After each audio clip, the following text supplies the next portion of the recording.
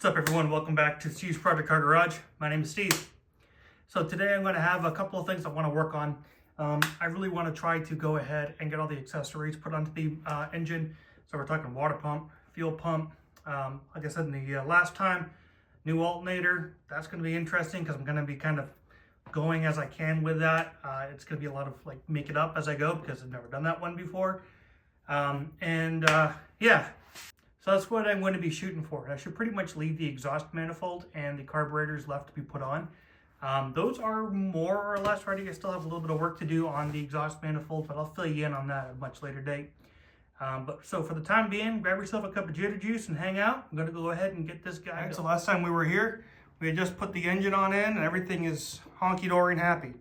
So little recap, got the starter. I got to find the bolts for that actually. So that's one thing. Fuel pump. Waiting on an oil filter, that's got to come. And then we're going to go ahead and focus our attention over onto the water pump and the alternator. So I think maybe the first thing I ought to do is jump onto the water pump, get that set up and get that going, get that tightened down, and then we can start working on the actual alternator. All right, I said I was going to start with the water pump, but I'm actually going to do the fuel pump. So this is the original fuel pump that came off the engine when I took it apart. It's a Torino, and it didn't give me any issues when it was on the car before, so I'm going to just leave well enough alone and put it right back on.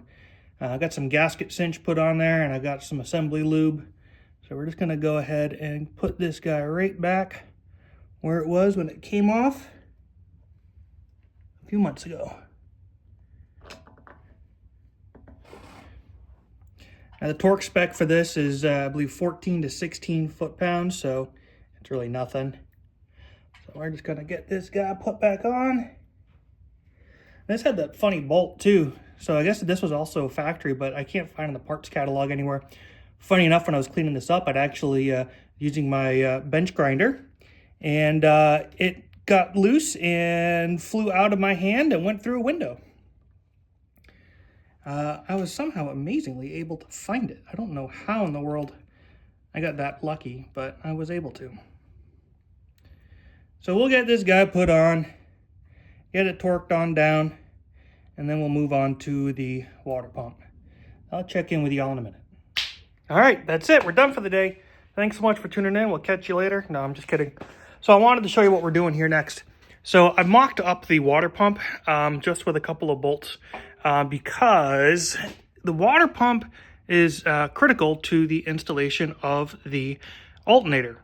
So I'm going to set you up and I'm going to show you kind of how I'm mocking up the alternator, because I don't want to install the water pump until I have everything ready for the alternator, because you got the alternator pulley bracket that's going to sit right up here, and that bracket's going to go like this, and I don't want to put the water pump on until I'm going to tighten everything down and make sure we're good, right? Follow me? So let me show you what we're going to do for the alternator. All right, so here's the alternator, and here's what we're going to end up doing. So I went on and I printed out some 3D printed parts to kind of, figure this out. And so I printed like a 3D spacer, and I found that it was about 1.25 inches in length. And so I went and ordered aluminum spacer. And essentially this is going to just go like that. And then on the back, obviously I'll have a washer and a nut for right here. And then I also went out and I ordered a bracket. Now the bracket, this guy right here, this is off of a small block, like a GM. It's kind of hard for me to show you, but you get the drift. But the problem is that the bracket is too long, as you can kind of see here. And so what I did is,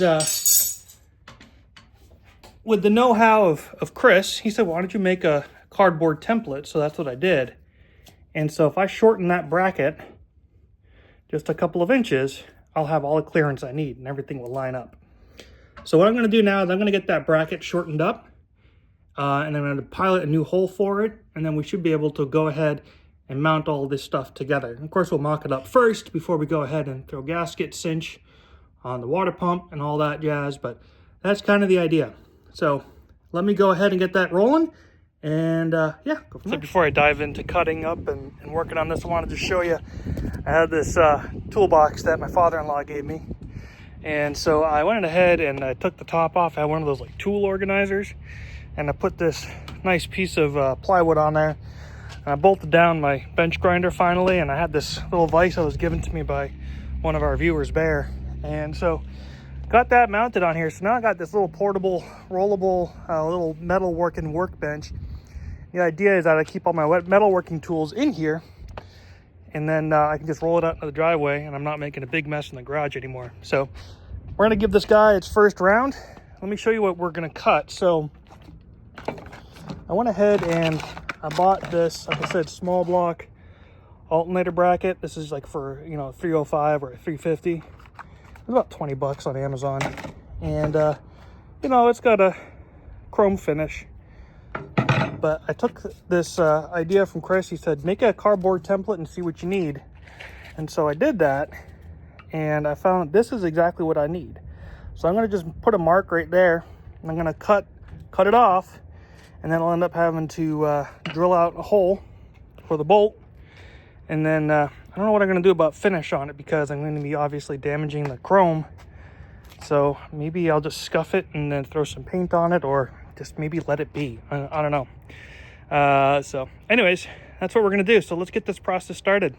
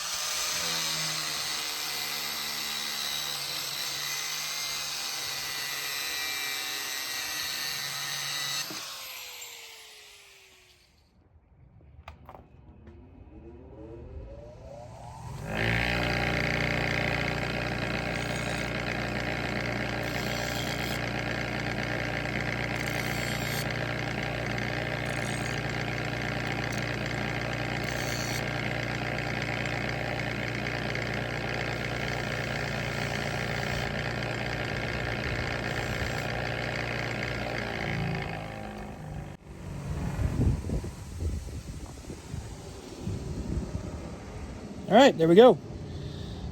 Just kind of rounded the edges off there, and I mean, I may just leave it as is. That doesn't even look like it might be chrome plated. I think this might even just be full stainless steel. And so, I don't know, it looks good. So let me go ahead and figure out what size hole we need, and we'll get a hole drilled in this guy. Let's head back into the shop. All right, this is totally where I do miss having my swivel vise, but here's what we're gonna do. It's a 3/8 bolt for this. So I went ahead and I used my awl to just kind of hammer out and mark where it is approximately that I want to go ahead and drill this guy. And so that's what we're going to do. We're just going to drill it and keep progressively getting larger and larger with it. So let's see if we can do this without making too much of a mess.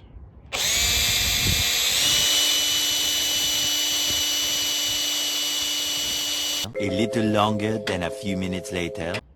All right, there we go. So I just used my step bit, and I was able to get it drilled out. Looks pretty clean. I'm happy with the result. So I think what we should be able to do now is work on getting this installed onto the water pump and get the water pump put on. So let's get cracking. All right, so before we just get into throwing this guy on there, I want to talk about the bolts real quick. So there's actually 3 different size bolts. And these 3 different size bolts are right here. So you have a 2 3/4 inch bolt, which is the top one. You have a 2 3/8 bolt here, and then a 2 1/4 inch bolt here. So the way that these go is you have the longest bolt go up in here, because the way that the water pump housing is, it needs that little bit of extra room because it's got a little bit of a boss. And then the shortest one goes here. And then the medium guy goes down here. And the reason for that, these 2 lengths to be different, is because this is going to have the pulley on it for the alternator. So we want to make sure that that has long enough reach and thread to be able to get into the head and hold it nice and tight. So I'm going to go ahead and get this prepped. It looks like I may have to just kind of clean up a little bit of the paint that they put here on the head. And then we're going to throw some gasket maker on there. I'm going to put this guy on. I got some water pump and thermostat housing gasket schmutz here for just a little extra security. We'll get that on, get the water pump on, and yeah, call it. So let me get this cleaned up and we'll get this knocked out. All right, take two. All right, so here's what we're gonna do. I've got the water pump gasket mocked up. Got the water pump with a little bit of gasket maker on there. Figured with these cars, it never hurts to have just a little bit extra help. And I also put anti-seize on my bolts, because the last thing I want are these guys to freeze up and get stuck in there. They didn't before, which is great. So try to keep up with that. And now I need to take the shortest bolt, put the shortest bolt on in. Okay. Not going to torque them down, but I am going to at least bump them.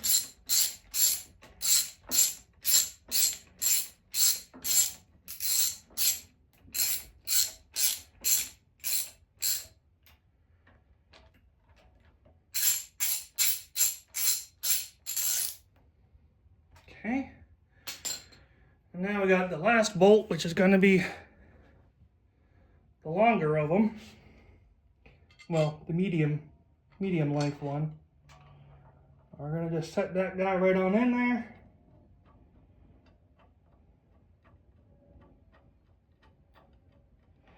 I'm just going to hand tighten it. Just until it bumps.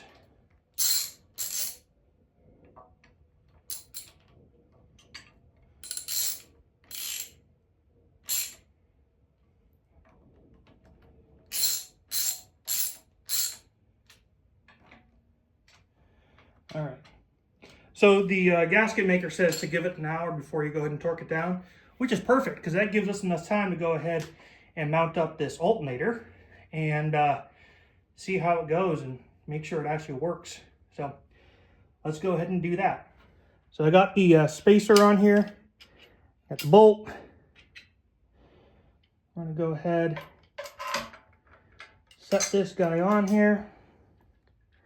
And where did I put my nut? Oh, dang it. I need to find my nut. Hold on. 12 seconds later. All right. Good lesson to all the kids out there is don't lose your nut. Otherwise, you'll be scrambling looking for it. All right, so let's see if I can just kind of get this guy somewhat into position.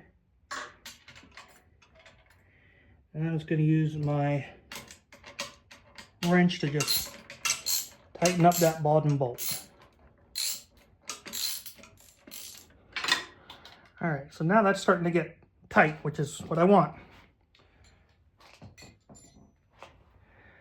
So now I have this spacer. This was like a 1-inch spacer that I just cut down in half. So it's about a 1/2 inch. That's gonna go right in there. I got myself a bolt that I found, which just happens to be perfect for the job.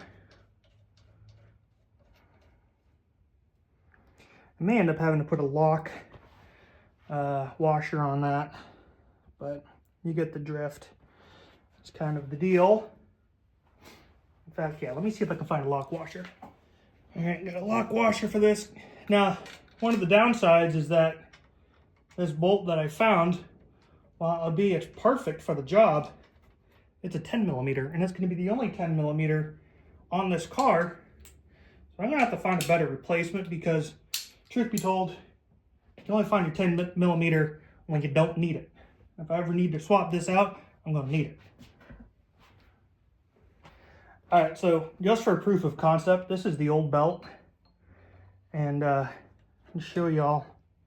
The old belt goes on there beautifully. Of course, I will be putting a new belt on, but you get the idea.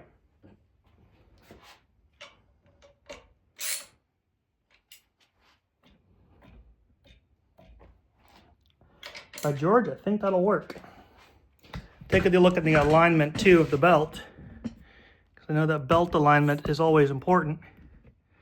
But I mean, that's about as good as you're going to get, I think, trying to work with aftermarket stuff like this. So that's the alternator installation. It's pretty easy.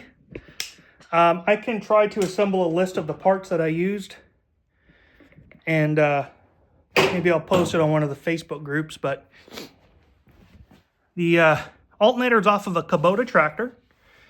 It does have a different connector back here. Connector you can get off of, you know, Amazon or Fleabay, whatever. And yeah, I mean, it's going to work out pretty good, I think. It's 45 amp, which should be more than enough for what we're doing here. Looks like it's got pretty decent control. I haven't tightened this down either yet. Once I tighten that down, I think that'll be really solid. And I didn't have to make any alternations to the back here. I did leave this, though, just for some added strength. And I'm not going to cut it. I guess I could cut it off if I want to, make it a little easier for the oil pump or the oil filter, but I don't know. I'm happy with the way it is. So that's the alternator. Pretty cool. Welcome back. All right, so I went to Ace and I got some bolts for the starter. So we're gonna go ahead and get the starter put on. I got the water pump torqued down, and I also went ahead and filled up the gearbox and overdrive. So that's actually the first time the gearbox and overdrive have had fluid in them in my ownership, which has been a little over a year. Actually, it's been quite a bit longer than a year and a half. It was bone dry when I got it. But I'm excited. So no leaks. That's a good thing so far. Fingers crossed. Continue that path. But let's go ahead and get this starter bolted on up, and then that's probably where we're going to wrap up this video.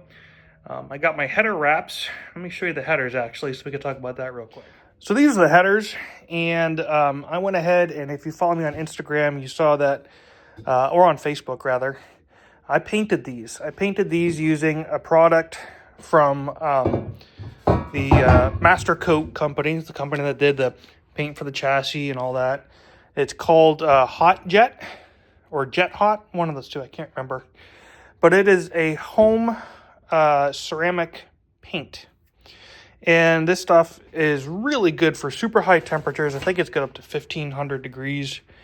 So when it paints, it goes on with a very thin layer. And these get painted with this kind of like gray color. But then you can actually use some 1000 or 0000 grade steel wool and a little bit of metal compound, and you can actually shine it up, which is pretty cool. Now, if you saw the pictures of these before and after, you would be kind of crazy amazed how much of a difference this stuff makes.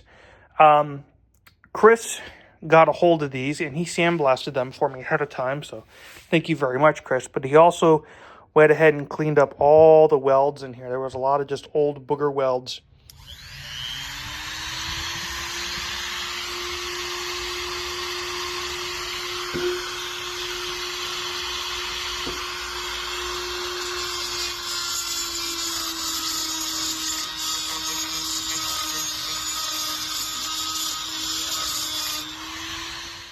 I think that these headers were from the 80s, late 80s, early 90s. These are pace setters. My brother Paul gave them to me. They were on his 1972 Spit.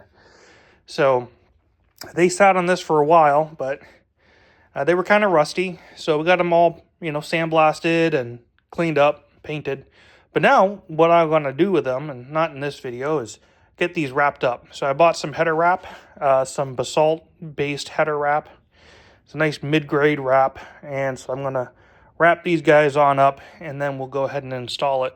That way it can really kind of help keep the engine bay temperature down. Being in Florida, every little bit of heat, is helpful to keep out. So, yeah, that's the headers. So we'll get to that in another video, but pretty stoked. All right, so when I went to Ace to get the bolts for this, I went with the recommended size from the Rimmer site, and boy, I'm glad that I didn't.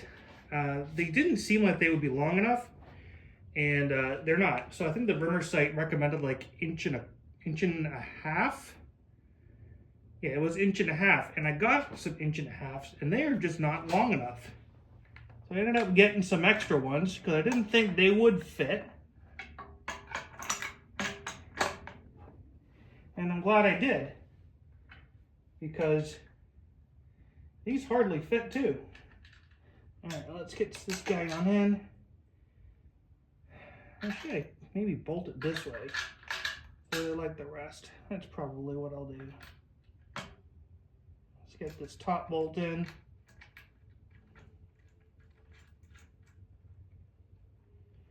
There we go. Now this is the starter that was on there before. I just took it off and cleaned it up. So, but let me get the other washer and we'll get this guy on, because that should work. One of the things I do like about the Rimmer's website, though, is that the Rimmer's website typically gives you the spec, the size of the hardware that you're going to buy, which is always very helpful. But in this case, I don't think they got it right. Although I do have that spacer on there, so maybe that's why there's a big difference. But the spacer was also on the picture that I saw on the website. So, I don't know. Make of it what you will. All right. Starter's on. Gotta find out what the torque spec is on these, but I may end up actually taking these bolts off and then putting in even longer ones, because, I mean, the thread's like right there at the end, so I might want something with a little more purchase. So maybe add that to my list for next trip to the hardware store. Well, there you have it. We're getting to the end of the video, and I think we're getting to the end of the engine build. So if you haven't done so already, please go ahead and hit that subscribe button, click the bell to get those post notifications. But stick around, because the next is going to be me wrapping the headers, putting the carbs on, and then after that, I'm going to start this guy up.